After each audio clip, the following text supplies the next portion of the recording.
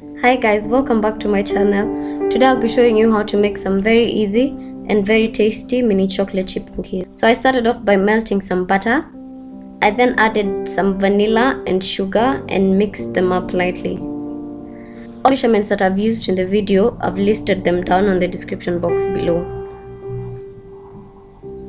I then stirred in 1 large egg and gave it a good mix until it was fully incorporated.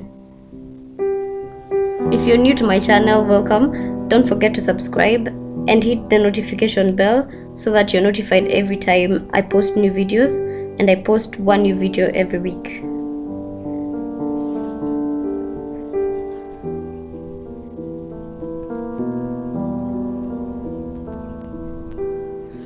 I then added the dry ingredients into the wet ingredients and folded them in until they were fully incorporated.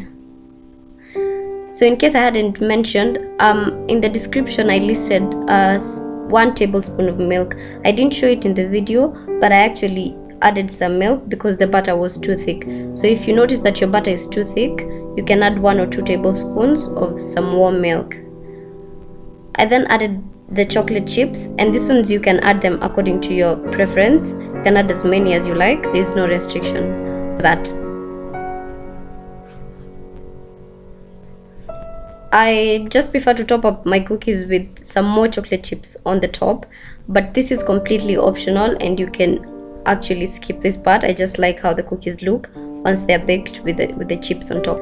I then proceeded to bake the cookies for 6 minutes. I checked them after 5 minutes. I decided to leave them longer for 1 more minute. But once they're done, just take them out and let them cool completely so that they crisp up.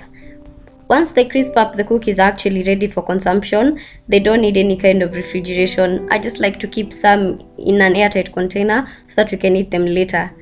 I hope you guys enjoy baking these cookies as much as I did. Thank you so much for watching and see you next time.